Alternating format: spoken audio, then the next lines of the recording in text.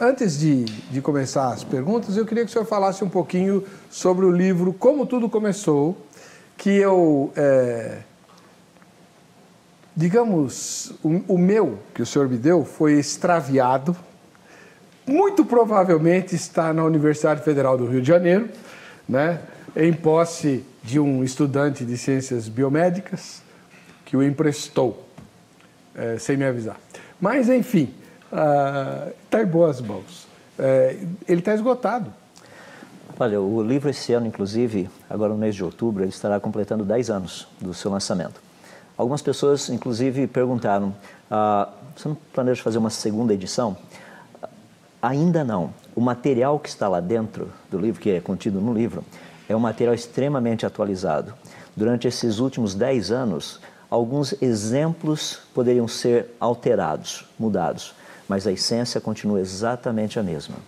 Então é um material, inclusive o livro trata especificamente da questão do criacionismo científico. E como é que a gente acha o livro se ele está esgotado? Essa é uma boa pergunta. Só ligar lá na editora Fiel. Eu até brinco com o pessoal, é fácil lembrar, eles não são corintianos, mas são da Fiel. Pode ligar lá e fala, pessoal, olha, o livro está esgotado. Então pede para reimprimir, ou seja lá o que for. Existe versão eletrônica? Ainda não. Esse é um projeto que eu sei que a editora está trabalhando também. Eu estou trabalhando em alguns livros, são livretes, justamente para esse projeto do e-book. O primeiro, inclusive, já se encontra no site da Amazon.com.br. É um livro intitulado 10 mitos sobre o criacionismo.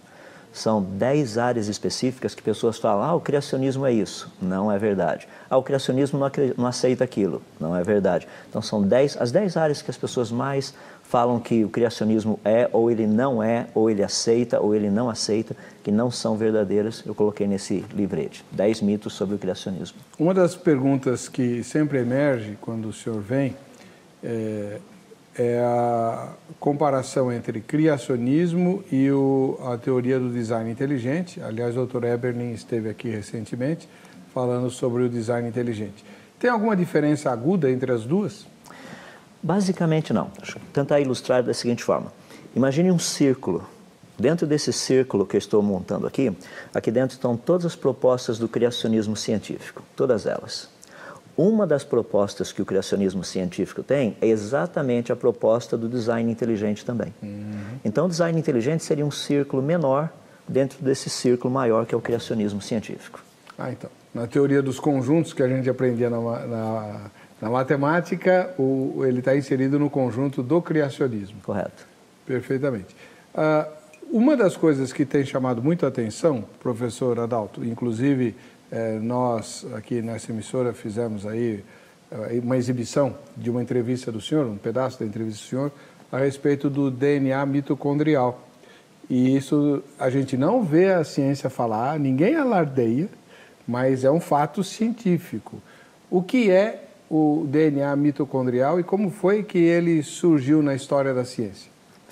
O DNA mitocondrial faz parte de um material genético que todos nós, seres humanos, temos. Eu vou limitar apenas aos seres humanos. Tá? A questão que é muito específica sobre ele é que é uma informação genética que é passada de uma geração para outra apenas pelo lado feminino. Eu tenho 3 filhas. As minhas 3 filhas possuem material genético, DNA mitocondrial, da minha esposa. Elas não possuem o meu. Porque o meu, por ser homem, não é repassado. Na década de 80, uma pesquisadora, a doutora Rebecca Ellican, ela fez um trabalho espetacular. Ela pegou praticamente quase 150 amostras de DNA mitocondrial de pessoas do mundo todo. Aborígenes da Austrália, pigmeus na África, esquimós, índios aqui da América do Sul. Ou seja, um trabalho fascinante de amostras. E ela começou a comparar o DNA mitocondrial dessas amostras.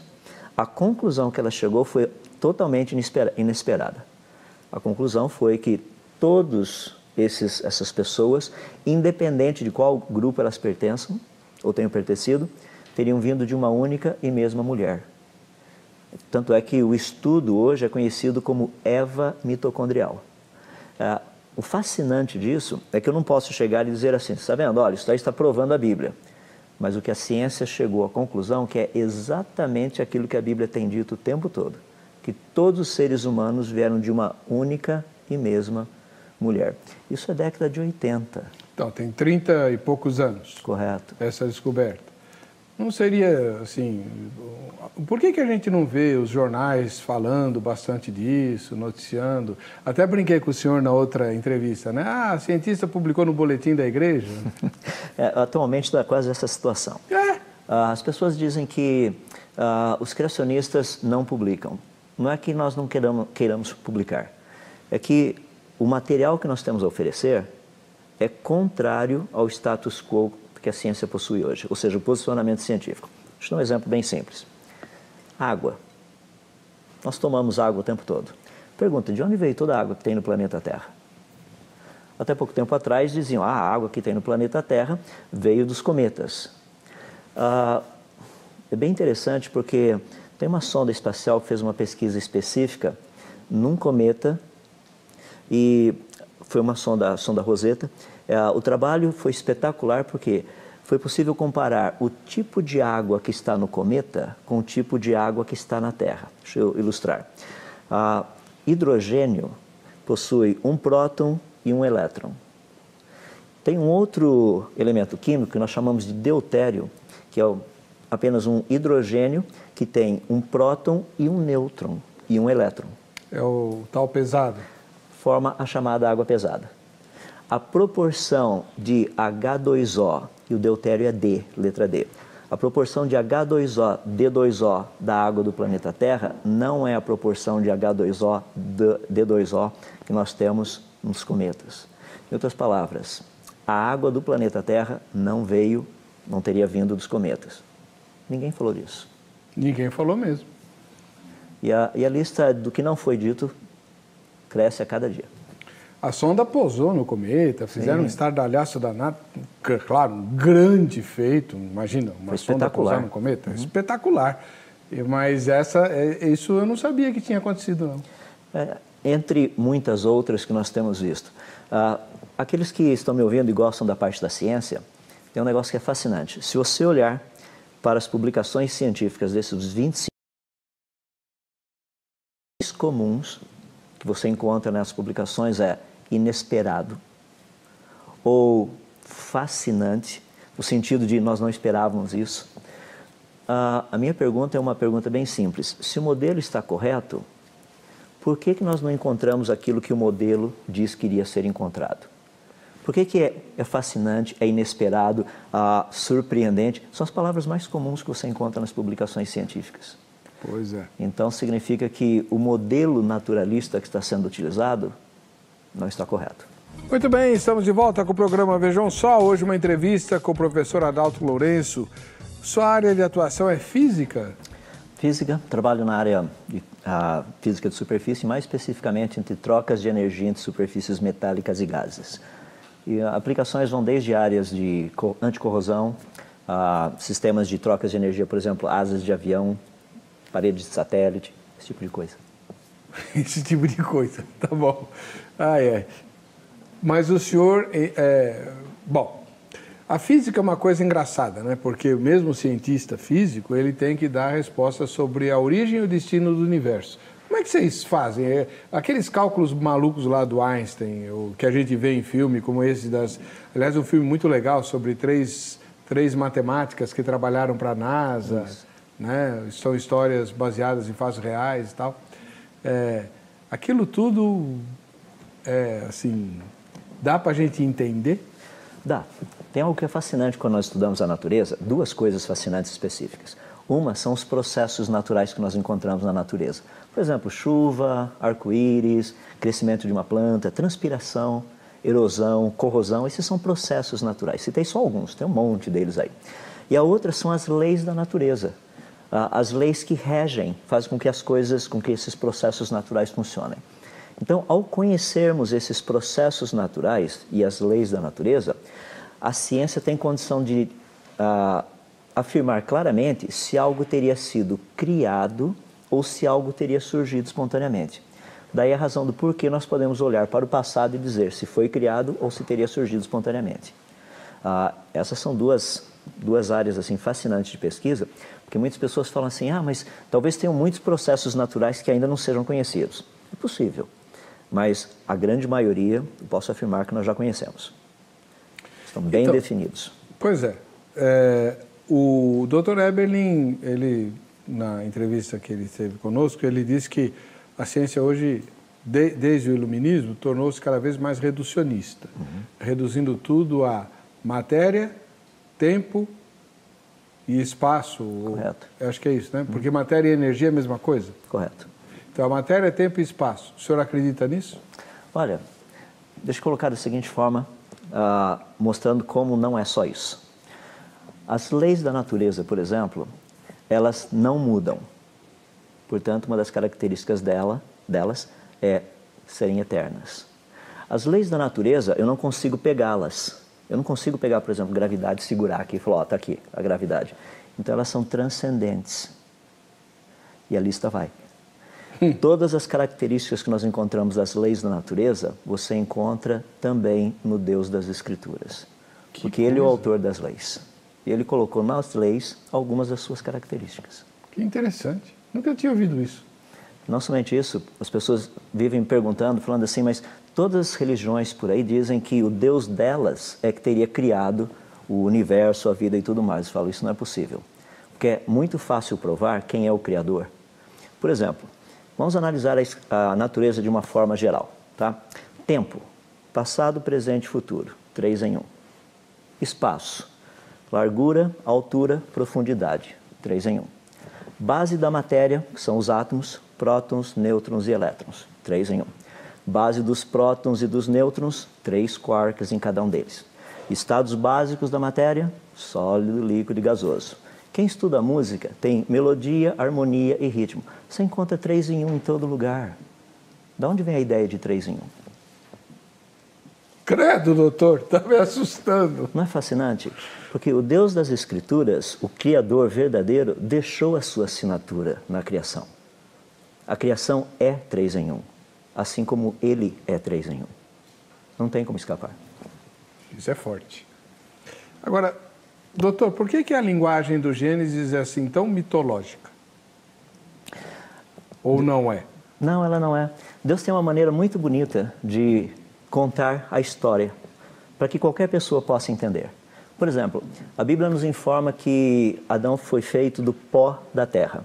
A palavra pó que está ali significa a menor partícula, tá? Bem pequenininho. Nós poderíamos usar qual palavra hoje para descrever pó da terra? Cientificamente, eu falaria dos átomos do solo. O que é fascinante porque dos quase 60 átomos, tipos diferentes de elementos químicos que nós temos no nosso corpo, são encontrados no solo, e ouça bem, do planeta Terra. A Lua não tem esses elementos químicos para produzir seres humanos, Marte não tem, Vênus não tem. Até onde nós pesquisamos no Sistema Solar, o único lugar que você encontra pó da Terra, ou pó para fazer ser humano, é aqui nesse planeta. Espera lá, como é que é o negócio? Significa que o solo terrestre forneceu os elementos químicos que constituem o nosso corpo e que outros corpos celestes do nosso sistema solar, o solo desses corpos não tem esses elementos? Não, eles não têm essa variedade. É só o planeta Terra. Mas a Lua não saiu da Terra por causa do choque de um sei lá eu o quê? Essa é uma teoria bem interessante, mas a órbita da Lua é extremamente circular em volta da Terra. Até mesmo usando a idade deles, de 4,5 bilhões de anos, não teria dado tempo para essa órbita estar circular como ela está. Então não foi assim? Não, acho que não. É só fazer as continhas. Continhas.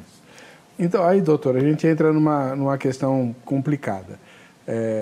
Eu mesmo me enrosco de vez em quando nela. Quando a gente lê a narrativa da criação em Gênesis, ela é dividida em dias. E o Sol e a Lua são criados no 4º dia. Então, a Terra é anterior ao Sistema Solar? Ou, enfim, como é que a gente entende isso? Essa é uma questão muito interessante. Primeiro, lembra que ali é uma descrição feita pelo Criador. Ele disse a ordem que ele fez. Muitas pessoas chegam para mim e falam assim, isso não faz sentido, porque Deus criou as plantas no 3º dia. E luz. O Sol e a Lua e as estrelas, o Sol só foi criado no quarto dia. Para que uma planta possa existir, ela precisa de luz. Luz foi criada no primeiro dia. Certo. Ou seja, não tem nenhum problema ter planta criada no terceiro dia, porque já tinha luz. Que luz que era, que é o problema, né? Não, até nós sabemos por quê. É todo o espectro de radiação eletromagnética, porque luz é só radiação eletromagnética. Ah, só? Tem a Tá. visível e tem as demais. Por exemplo, infravermelho faz parte desse espectro. Muitas pessoas, quando vão à praia, um dia nublado, eles falam assim, não preciso de protetor porque está nublado hoje. Mas a radiação infravermelha, que é a que queima, ela atravessa a nuvem como se não tivesse nuvem. E a gente não vê. E a gente não vê. Radiação infravermelha, praticamente, é o que transmite o calor, é o que a gente coloca como calor. No segundo dia, nos é dito que Deus faz separação das águas. Já tinha água líquida.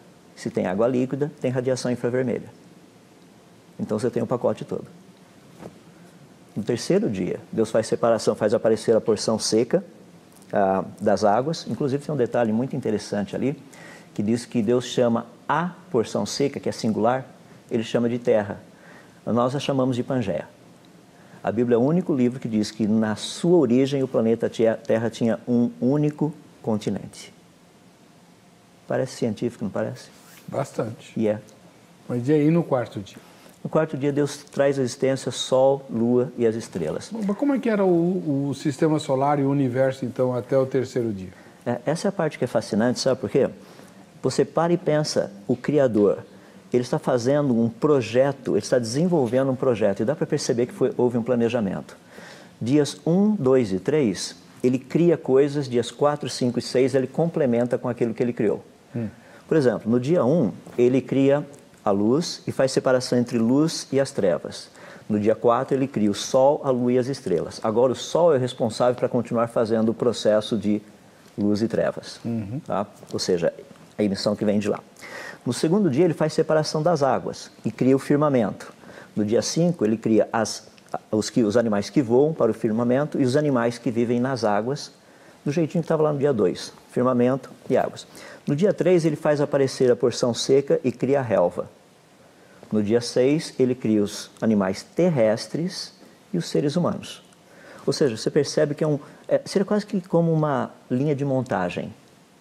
Há uma necessidade para que, se tem animais terrestres, você precisaria ter primeiro um local para eles estarem, ou seja, terra seca. Para que eles se alimentassem, você precisaria de relvas. Para que as relvas existissem, você precisaria de luz, lá no primeiro dia. Então, dá para perceber uma sequência, e essa sequência é muito bonita.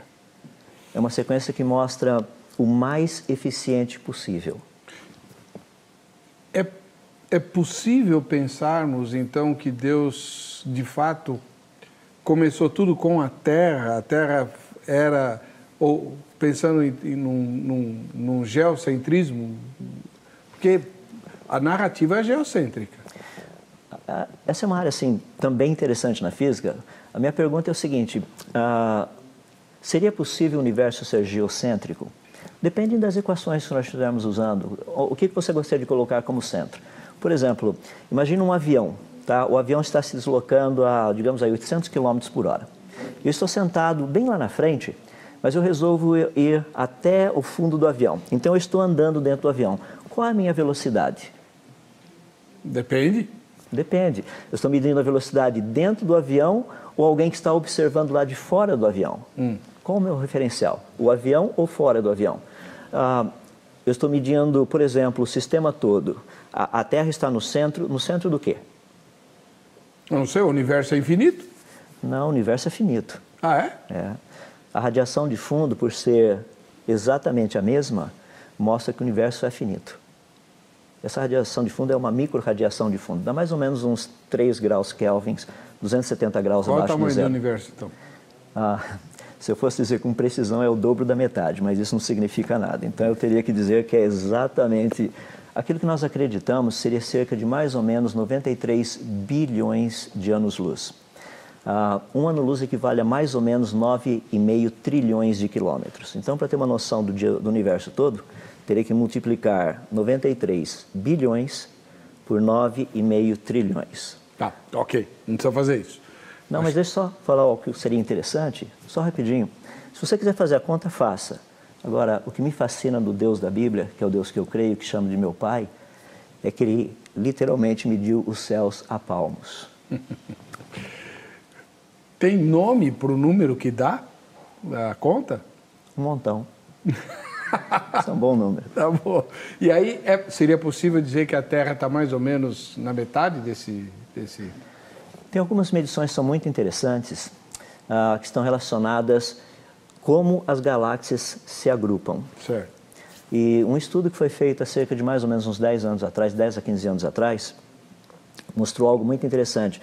Parece que as galáxias encontram-se agrupadas em círculos. Mas para alguém perceber isso, somente quem estivesse no centro ou muito perto do centro poderia perceber.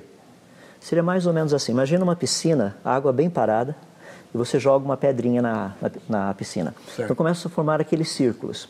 Se você estiver bem perto onde a pedra foi jogada, você vê os círculos se espalhando.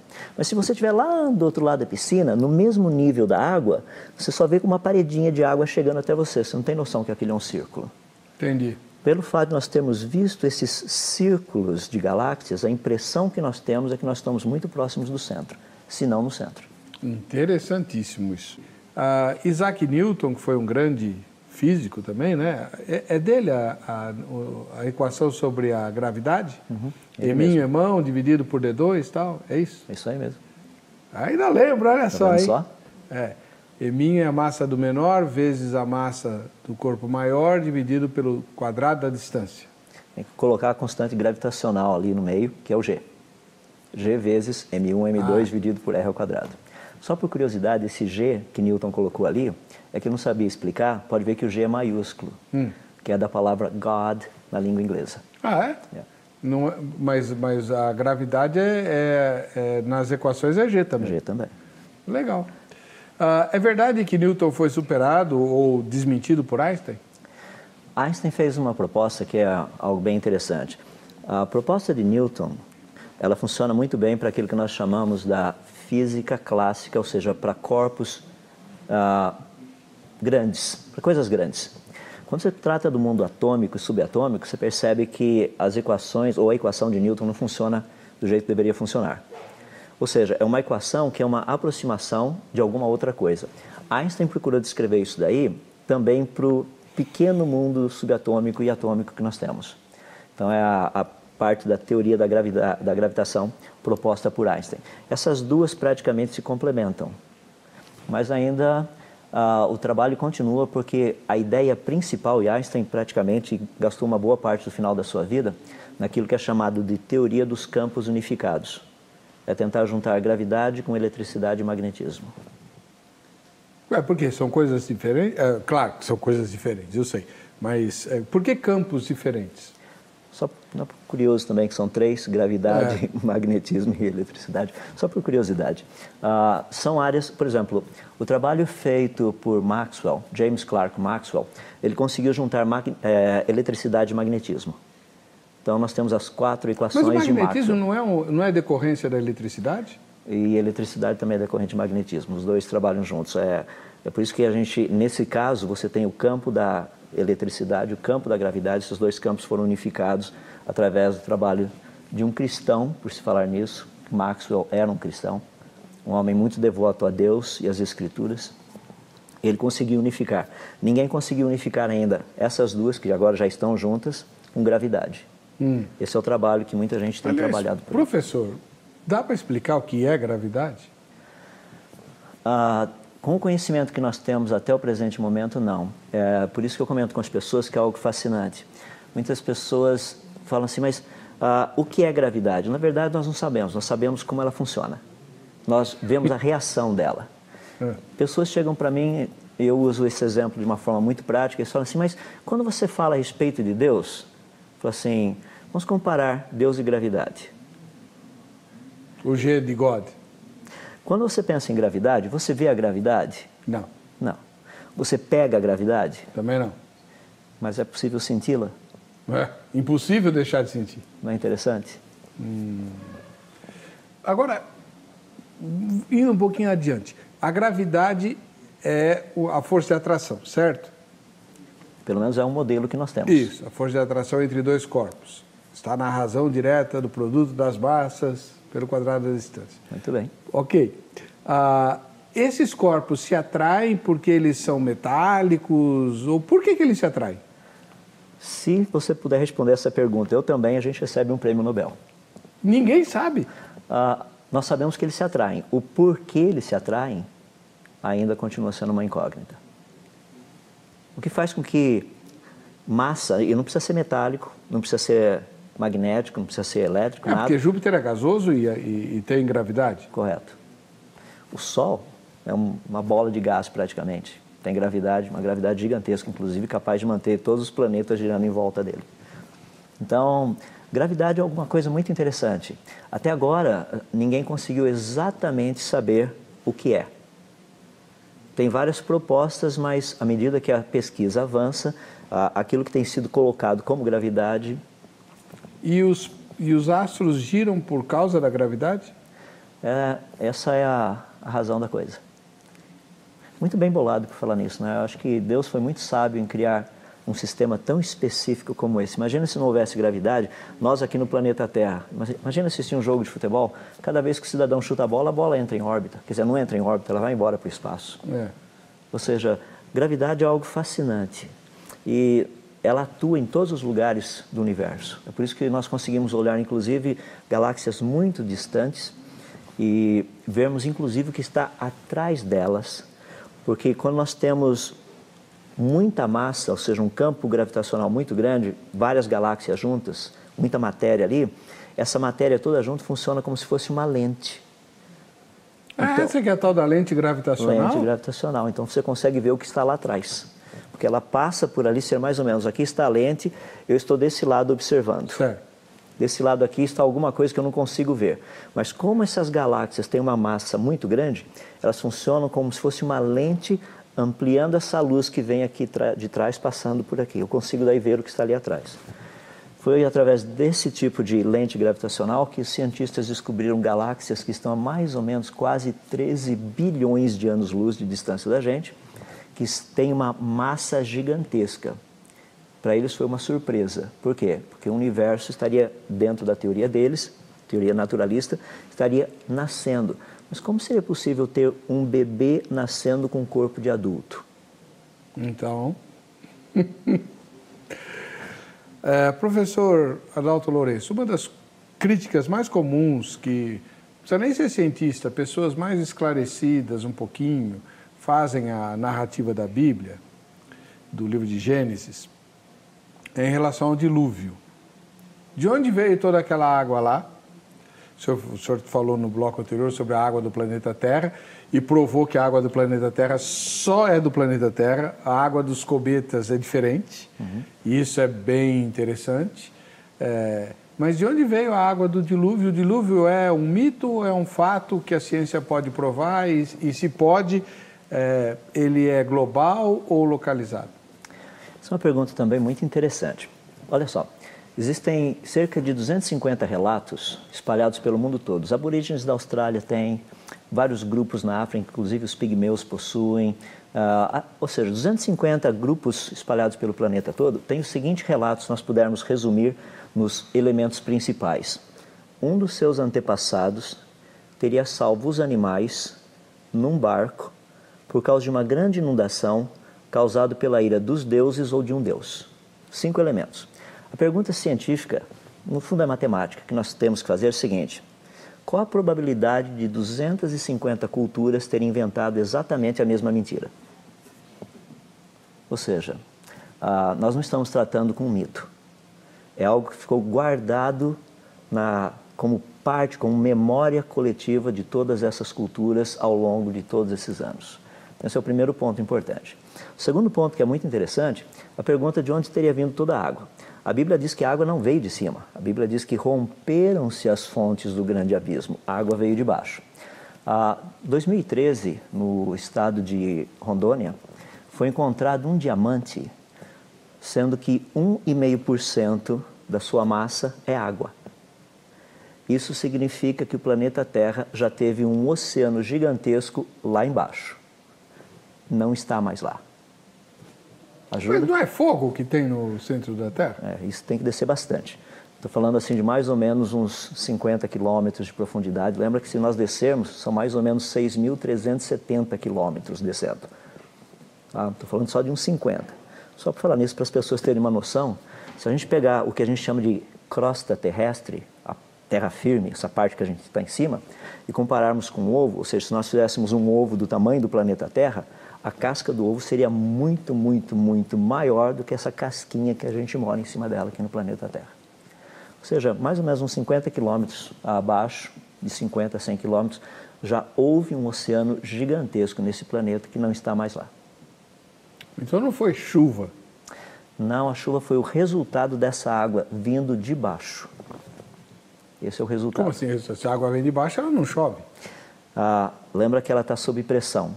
Teria que haver uma rachadura para essa água sair lá de baixo. Ela jorrou. Ela jorrou. Isso caía como abundante chuva. Que é mais ou menos não é a descrição que nós temos lá. Então, a física e a mecânica do dilúvio, examinando o que nós temos no planeta Terra, tanto na geologia do planeta e tudo mais. E isso que causou a divisão dos continentes? Sem dúvida. Tem que ter uma rachadura, tá, para essa água sair lá de baixo. Já percebeu que dá para encaixar a América do Sul com a África? Isso tem a ver com as tais placas tectônicas? Sim. É o movimento delas. Hoje, as tectônicas estão mais ou menos assim. Se você pegar a América do Sul e a África, a distância é mais ou menos de 3.000 quilômetros e a velocidade de afastamento é de mais ou menos 2 centímetros por ano, que é quase a velocidade que a nossa unha cresce por ano. Tá? Se você fizer uma continha rápida, você vai perceber que para afastar 3.000 quilômetros a 2 centímetros por ano, demoraria 150 milhões de anos. E as pessoas falam, mas a Bíblia está falando de uma cronologia, aí, um dilúvio de mais ou menos uns 4.500 anos atrás. Ou seja, teria demorado 150 milhões de anos. 150 milhões de anos se a velocidade de afastamento for constante. Quem garante que foi constante? Pelo que tudo indica, não foi constante. Eu coloco isso de uma forma bem simples. Na física, a gente resolve coisas de uma forma bem básica, bem natural. Um carro viajando a 2 centímetros por ano, se bater num poste, ele não vai amassar. Sim. Olha as cordilheiras de montanhas, que são esses amassados que a gente tem na face do planeta. Não pode ter sido a 2 centímetros por ano. Foi um cataclismo. Foi um cataclismo. Foi muito mais rápido no passado. Hoje não é tanto quanto já teria sido no passado. Como teria sido o processo, doutor? Se você tem água na parte de baixo dessa crosta terrestre e essa água está saindo, você tem os processos de aquaplanagem ou hidroplanagem. Certo. Ou seja, você tem rocha em cima de água. Como é que funciona? Você pegar uma pedrinha, vai lá no lago e joga a pedrinha, ela sai batendo na água e sai pulando. Se você está um dia dirigindo o seu carro na estrada e está chovendo muito e você vira bruscamente e o seu pneu talvez se não tiver uma boa aderência, o seu carro vai aquaplanar, vai escorregar em cima do asfalto. Mesmo processo. Então, se você tem água aqui embaixo, uma ruptura, você tem que ter essas placas se movimentando. Movimento mais rápido porque tem água embaixo. E essa água secou? Essa água deve ter chegado até a superfície do planeta. Não pode ter sido muito, mas o suficiente para inundar o planeta todo. Com o movimento das tectônicas, você começa a ter compressão e elevação. Em outras palavras, se você pegar a área do que teria sido a Pangeia no passado e somar com a área de todos os continentes hoje, você vai perceber que a somatória das áreas dos continentes hoje teria sido menor do que a área da Pangeia. O que significa? Essa área foi compressa, comprimida e elevada. Então nós temos cadeias de montanhas e outras coisas. E é possível dizer, por exemplo, que o deserto do Saara já foi um oceano? Sim, porque nós já encontramos até fósseis de baleia lá. Fóssil de baleia no deserto? Se você pegar na China, a mesma coisa. Tem um deserto gigantesco lá na China. E como é que se explica isso? Onde é que está o oceano que estava lá? É só inundar o planeta. Se você inundar um planeta, você tem um planeta todo embaixo d'água. Não é interessante que dá para a gente fazer algo assim bem simples em laboratório? É o seguinte, nós estudamos aquilo que se chama densidade. Se eu pegar uma bola de isopor de 10 centímetros de diâmetro e uma bola de chumbo de 10 centímetros de diâmetro, a bola de chumbo é muito mais pesada do que a bola de isopor. Por quê? Isso é diferença de densidade. Diferença de densidade. Qual seria a densidade de um peixe dentro d'água? A densidade da água, praticamente. Porque se for muito maior, ele afunda, se for menor, ele só fica boiando. Qual seria a densidade de um anfíbio dentro d'água? Um pouco menor do que a densidade de um peixe dentro d'água. Qual a densidade de um réptil dentro d'água? Menor do que a densidade de um anfíbio dentro d'água. Qual a densidade de aves e mamíferos dentro d'água? Aí depende do tipo de pena, pelo, coisas desse jeito.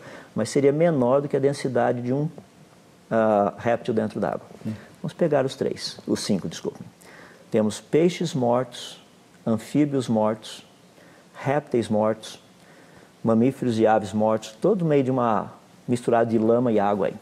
Se eu produzir pressão e descompressão no meio dessa água e dessa lama, os que têm densidade maior afundam, vão mais para o fundo. Os que têm densidade menor, quando eu produzir um processo de descompressão nesse sistema, os que têm densidade menor sobem. Deixa eu colocar da seguinte forma. Vamos imaginar que o planeta Terra estivesse totalmente inundado com água. Lá embaixo você tem água e lama e animais mortos misturados no meio de toda essa água e essa lama. Maré alta, compressão. Maré baixa, descompressão. Maré alta com compressão faria com que os que têm densidade maior afundassem. Densidade maior qual? Peixe? Não.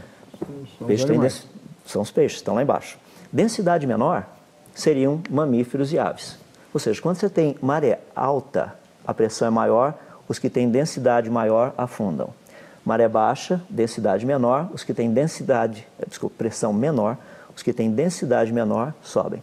Depois de maré alta produzindo pressão, maré baixa, descompressão, depois de um tempo, você teria uma ordem de animais mortos no meio dessa água e dessa lama. A ordem seria peixes, anfíbios, répteis, mamíferos e aves, alguma coisa assim, ou aves e mamíferos. Isso a gente reproduz em laboratório. Qual a ordem que nós encontramos no registro fóssil? Peixes, anfíbios, répteis, mamíferos e aves, aves e mamíferos. Então está provado que houve o dilúvio. Foi universal? A pergunta é, por que Deus iria pedir para Noé construir um barco, sendo que aves e animais migram de um lugar para outro espontaneamente? Está respondido. Outra questão, doutor, a equação mais famosa de Einstein é a tal do E igual a mc ao quadrado. Né? Energia é igual a matéria vezes... Velocidade da luz ao quadrado. A velocidade da luz ao quadrado. Isso, de algum modo, é incompatível com aquilo que a gente aprende sobre a criação de Deus na Bíblia ou tem a ver? Não. Todas as descobertas científicas, inclusive essa da equação de Einstein, é fascinante. É uma equação verificada ou ainda é uma teoria? Ela já está com mais de 99,999 comprovada. Ou seja, parece que é assim mesmo. Ou seja, é fascinante quando a gente percebe que quando pessoas com uma mente brilhante como a de Einstein conseguem ver algo na natureza e falar assim, a natureza funciona desse jeito. E realmente funciona daquele jeito. E o fascinante é poder colocar isso numa equação. E mostrar que, por exemplo, a energia que você tem numa folha de papel daria para manter uma locomotiva e com mais de 150 vagões rodando em volta do planeta Terra por quase um século. Então é fascinante. A Bíblia não tem nenhum ponto de contato com isso? Diretamente não, mas quando você vê logo no início, você percebe que o texto de Gênesis diz assim, no princípio criou Deus os céus e a terra.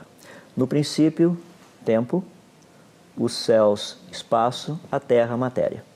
Então você tem espaço, tempo e matéria, que são os três fundamentais para a ciência poder trabalhar. O que Einstein nos ajudou é como trabalhar essa questão de matéria e energia em matéria. Ou seja, você pode transformar matéria em energia, que é o que o Sol faz o tempo todo, e energia em matéria, também dá para a gente fazer isso, tem sido feito em laboratório. Dá para fazer reverter energia em matéria? Também dá para brincar um pouquinho com isso. Tá bom. Agora, por falar em energia e matéria, uns 4 anos atrás, mais ou menos, na escola dominical, a gente estava estudando sobre a criação e tudo, e eu fui pesquisar alguns textos mais contemporâneos, e alguns cientistas estavam dizendo que, embora o nosso conhecimento a respeito do cosmos seja muito maior do que em todas as gerações antigas, a maior parte dele a gente não sabe o que é e não consegue explicar. Eles chamam isso de energia escura e de matéria escura. O que é isso? Essas são duas áreas atuais de pesquisa muito interessantes, e aí tem alguns questionamentos e tem alguns paradigmas também dentro desse contexto. O universo, segundo os naturalistas, tem 13,8 bilhões de anos. O problema é que em 13,8 bilhões de anos, depois, o universo não era para estar como ele está agora. Porque o universo tem uma aparência de coisas que funcionam muito bem. A entropia diz que com o passar do tempo as coisas param de funcionar. Se ainda está funcionando depois de tanto tempo, tem que ter alguma coisa ali que fez o negócio funcionar por todo esse tempo. Deixa eu dar uma ilustração Então não simples. é uma explosão. O Big Bang de acordo com a teoria do Big Bang. Tá? Ou algo que seria como uma explosão. Deixa eu tentar ilustrar mais ou menos o que seria essa questão da matéria escura e fria. Imagina que eu chegasse ali, levasse você lá fora e mostrasse meu carro, falasse, Heber, dá uma olhadinha, olha os pneus do meu carro. Já andei 100 mil quilômetros com eles. Você olha e fala, rapaz, 100 mil quilômetros, tem até aquelas borrachinhas espetadas aqui, mas como que é possível isso? Falei, aqui tem uma camada de matéria escura e fria em volta do meu pneu, que permitiu que eu rodasse tudo isso e ele parecesse novo ainda. Ah, então é uma desculpa. Nós não sabemos se isso daí realmente existe ou não. É por isso que a ciência tem que pesquisar todas as possibilidades, até nós chegarmos lá. Eu estava, inclusive, vendo um site da NASA há pouco tempo atrás, lendo um pouco de material lá. Na mesma semana saiu uma publicação científica, pessoal dizendo que haviam descoberto uma área onde haviam realmente muita matéria escura e fria. Logo depois, um outro artigo dizendo que não sabe se existe realmente matéria escura e fria. Então, é uma área aberta à pesquisa. Nós não podemos dizer que é uma desculpa, não existe, está aberta à pesquisa. Vamos ver se ela existe ou não. Mas aí... Então, se eu entendi bem o seu raciocínio, como as contas não fecham para a teoria evolucionista, é preciso dizer que há coisas que a gente não compreende que explicariam a equação. É isso? Se nós pegarmos, por exemplo, existe algo que nós chamamos de matéria bariônica. Matéria bariônica é aquela que a gente conhece. São os elementos químicos, as partículas subatômicas, prótons, nêutrons, elétrons, quarks, neutrinos, esse tipo de coisa. Se nós pegarmos isso que existe, que a gente conhece, testa em laboratório, segundo a teoria naturalista, isso é mais ou menos 4% de tudo que tem no universo. Então, cerca de 96% é daquilo que a gente não tem como testar em laboratório e nem sabe se existe. Usando esses 96%, daí talvez você possa chegar nesses 13,8 bilhões de anos. Então, esse número pode não ser real. Correto. Qual seria a idade do universo, na sua opinião? É uma área difícil nós dizermos pelo seguinte, para medir algo, você tem que ter certos parâmetros iniciais. Eu posso começar, por exemplo, se o universo fosse extremamente quente no início, vamos supor um valor absurdo, 10 elevado a 19 Kelvin, ou seja, o número 1 com mais 19 zeros depois. Tá? Quanto tempo teria demorado para ele esfriar e chegar aos 3 Kelvins que ele tem hoje? Ou seja, 270 graus abaixo de zero. Dá para fazer uma conta, você faz essa conta, você vai perceber que chega aí quase nos seus 13, 14 bilhões de anos. A pergunta é, e se o universo tivesse começado extremamente frio, quanto tempo teria demorado para ele aquecer só 3 kelvins? Usando as mesmas equações, alguns poucos milhares de anos você chegaria lá. E por que o universo tem que começar extremamente quente? Porque senão ele não evolui. Ah, mas se ele for criado, pronto, ele não precisa evoluir? Correto. Aí entra um problema muito interessante, que são as leis da natureza. A segunda lei da termodinâmica é a lei da entropia. Essa lei nos diz que, deixando por conta própria, qualquer coisa naturalmente vai do organizado para o desorganizado. Essa roupa que eu estou usando, daqui 10 anos, ela não vai estar como ela está. Nosso sapato, nosso carro, tudo. É normal, o universo funciona desse jeito, a natureza funciona desse jeito. Pergunta que nós temos é a seguinte, como o universo teria se organizado? Cientificamente ele não faz isso, ele se desorganiza. Então, pelo conhecimento que nós temos das leis da natureza, o universo teria que ter começado pronto, completo, complexo, perfeitamente funcional, para que hoje, um certo tempo depois desse tempo de criação, ele ainda fosse funcional. Seria mais ou menos assim, imagina, ninguém sairia daqui hoje e compraria um carro extremamente velho, com a esperança que com o passar do tempo ele iria ficar novo. Isso não faz sentido. Mas por que o universo começaria totalmente desorganizado e com o passar do tempo ele ficaria organizado a tal ponto de produzir vida inteligente como nós temos no nosso planeta? É possível usar o Big Bang ou algo do Big Bang para explicar Gênesis? No princípio criou Deus os céus e a terra. Haja luz. Bum! Poderia ter esse boom ali, mas o Big Bang, como ele é proposto como teoria, é diferente do que a Bíblia nos ensina. É por isso que eu tenho procurado assim incentivar as pessoas a olhar a Bíblia como ela foi escrita. Deixa eu me colocar de uma forma bem simples. Por que eu, por muitos anos, eu fui evolucionista teísta? Tá? Ou seja, eu acreditava que Deus tinha criado o mundo do jeito que a evolução diz. E eu saí desse evolucionismo para o criacionismo por questões científicas, não religiosas. Tá? O que foi interessante para mim, agora como cristão, de novo, olhando todo esse contexto, só para esclarecer, eu já era cristão antes, tá? Antes dessa mudança. Mas o que foi para mim fascinante foi o seguinte, olha a simetria. Gênesis capítulo 1 fala da criação dos céus e da terra. Gênesis capítulo 2 fala da árvore da vida. Apocalipse 21 fala da criação dos novos céus e da nova terra. Apocalipse 22 fala da árvore da vida. Se os dois primeiros não são literais, por que eu deveria crer que os dois últimos serão? Isso é verdade. Percebe? Deus fez essa simetria para que eu entendesse. Se existe esperança que os últimos serão literais, os primeiros também. É que eu pergunto para tantas pessoas que são cristãs, chegam para mim e falam assim, mas por que Deus não poderia ter criado em milhões de anos? Eu falei, não estou dizendo que ele não poderia. Eu estou dizendo que da maneira que ele escreveu não foi assim. Por que a gente vai ficar parado lá esperando a criação de novos céus e nova terra? Deus falou, não, vai demorar uns bilhões de anos ainda. Tá, vocês aguentem mais um pouco, fiquem por aí, dá uma voltinha, voltem daqui a alguns bilhões de anos, a coisa vai estar pronta. Não faz sentido isso. Professor, o fato de haver vida inteligente pode ser explicado como obra do acaso na cabeça de qualquer pessoa? Essa é uma pergunta, Heber, que se nós olharmos só do ponto de vista biológico, a resposta seria não. Se nós olharmos do ponto de vista da informação, é uma gigantesca afirmação não. Porque os nossos pensamentos não são apenas o resultado de elétrons viajando para lá e para cá, ou átomos batendo, colidindo para lá e para cá. Nós sabemos que não é isso.